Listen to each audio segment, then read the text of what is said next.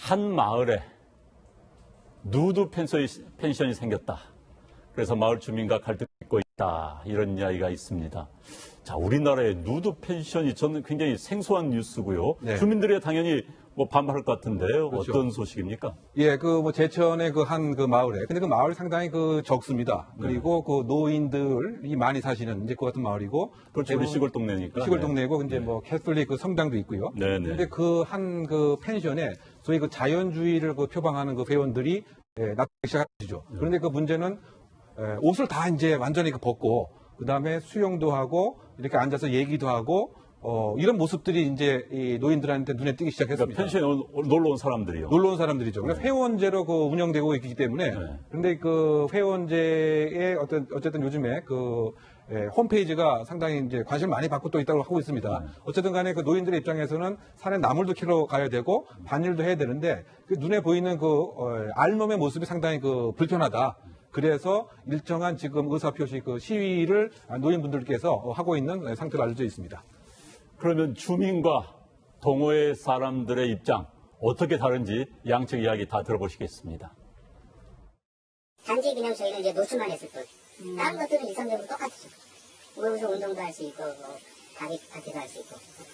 전라 아주 빤스도 안 입고 그리고 남자 여자가 거기서 배드민턴 치고 부르장님과 그걸 맹글어 가지고 거기서 혼탕을 하고. 네, 아무래도 주민 대부분이 고령이어서, 그런데 고령이 아니라도 이해하기 어렵겠죠? 그렇죠. 어떻게 보면 우리나라 정서, 더군다나 이제 공서 양속을 이제 중시하는, 이제 풍속 같은 걸 중시하는 그 입장에서는 그야말로 완전히 누드 상태라고 한다면 사실 상당 부분 부담감을 느낄 수밖에 없지 않나 생각이 되는 거죠. 물론 저것이 사생활적인 공간에서 특정한 범법 행위가 이루어져 있지 않다라고 하지만 어쨌든 간에 일정한 이와 같은 갈등을 지자체라든가 아니면 경찰 관서가 무엇인가 좀 서로 간에 중재를 할 필요가 이제 있지 않을까. 그리고 지금 일각에서는 혹시 호기심이 있는 사람들이 예를 들면 왜곡된 성적 공상이 있는 사람들이 저기 가서 예를 들면 몰카도 찍을 수 있고요. 여러 가지 음란적인 상상도 할 수가 있기 때문에 사실 이 정도에서 어느 정도의 소위 말해서 갈등에 대한 해결 이것이 좀 필요한 시점이 아닌가 이런 생각이 듭니다. 자, 이게 법적으로 문제가 없습니까? 어떻습니까?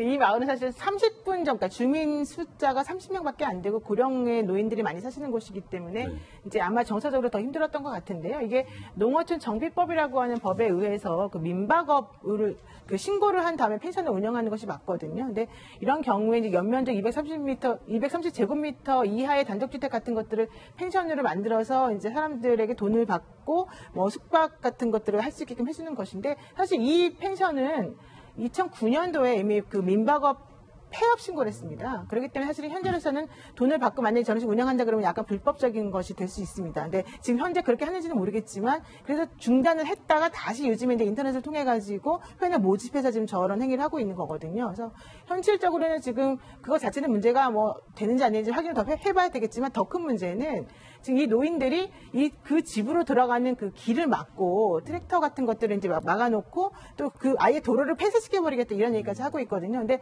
그렇게 되면 이게 일반 교통 방해죄에 해당이 될 수가 있습니다. 그게 오히려 범법. 그러니까 왜냐하면 그 도로를 막는다라고 하는 것은 교통을 방해하는 것이기 때문에 이런 육로로 우리가 일컬어지는 도로를 막게 되면은 사실은 일반 교통 방해죄에 해당이 되고 결과적으로는 10년 이하의 징역이 처해질 수가 있기 때문에 사실은 그게 중재가 될 수 있고요. 지금 이분들이 주장하는 것처럼 이 사유지에 불법적으로 들어가는 것 자체도 사실은 문제가 될 수 있습니다.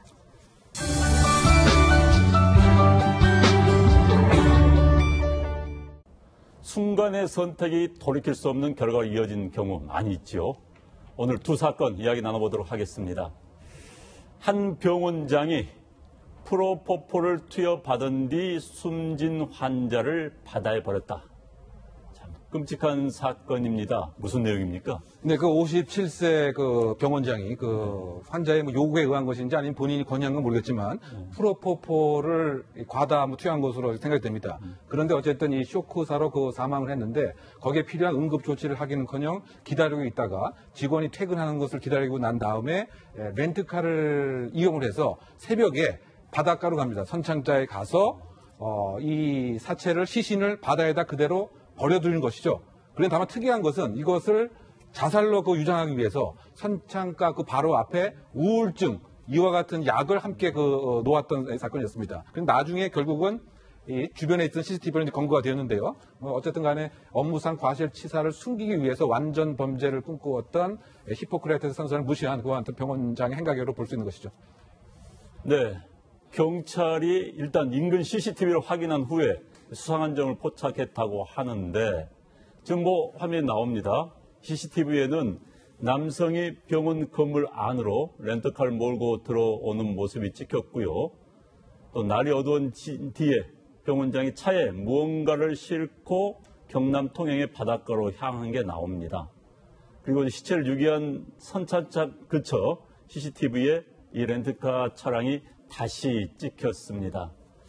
결국은 병원장이 그 CCTV 때문에 잡혔는데 이 빌린 렌트카 속에서 피해자의 흔적들이 많이 발견이 됐다면서요? 네, 그 피해자 혈흔이 이제 나왔었고 결과론적으로 이제 끈질기게 CCTV의 그 추적 경로를 찾아서 가다 보니까 이 병원장이 실제 이런 범죄 행위를 한 것으로 드러났다라고 한 얘기인데요.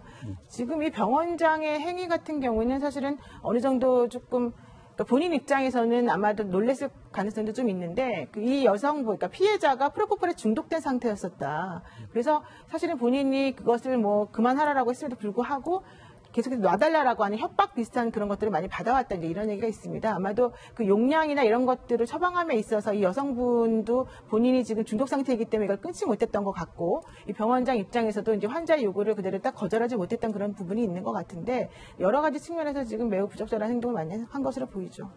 그렇죠. 이해가 되지 않은 것은 병원장이 사고 후에 일반인 같으면 신고를 했을 것 같은데 이 사체를 유기한 이유는 뭘까요? 목격자와 경찰 이야기 들어보시겠습니다. 시신이 또 올랐나요?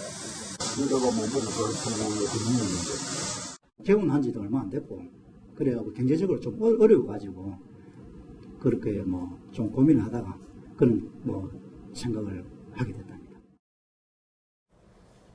자, 그런데 해당 병원 개원한 지 얼마 안 된 병원이었다면서요? 네, 불과 몇 개월가 안 됐습니다. 그래서 이제 건물주의 그 얘기를 대면, 그게 말해서 그 임대료 자체를 3개월 이상 이미 밀리고 있었다. 그러니까 상당히 경제적인 압박감을 분명히 받고 있었던 것 같고요.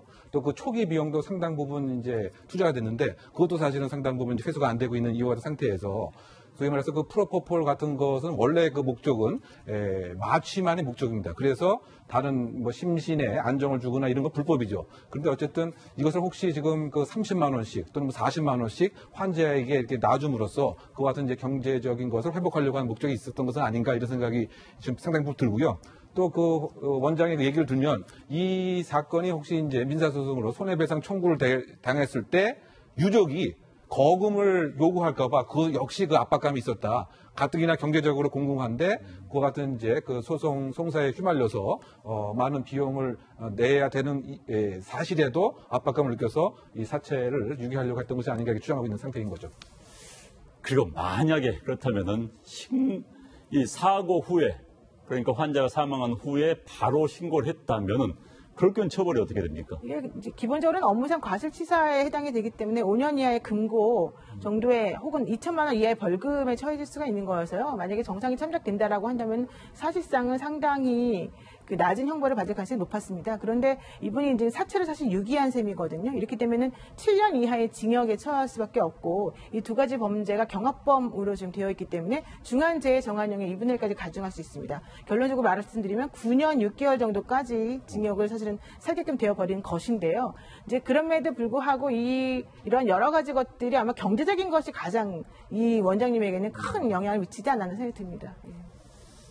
네, 그런데 해당 병원의 간호조무사도 자신에게 프로토폴을 불법 투여한 혐의로 스스로 입건이 됐다. 이런 이야기가 있어요. 무슨 내용입니까? 네, 그러니까 그 112 신고로 이제 접수가 된 것 같습니다. 그 내용인지 그 아내가 때리고 있다. 이렇게 얘기를 하고 있는데. 아내가 남편을 때려요? 예. 그리고 이제 그래서 마약을 했다. 이렇게 남편이 얘기를 해서 이것에 대한 수사를 해봤더니 이 아내라고 하는 사람이 이 병원에 간호조무사로 이제 근무를 했었고 거기에 있었던 프로포폴을 불법으로 사실은 이제 가져가서 스스로 이제 그 맞았던 것이죠. 그래서 어쨌든 간에 이 병원 자체가 프로포폴이 제대로 관리되고 있지 않았던 또 다른 그 방증으로서 우리가 볼 여지가 크다고 생각됩니다.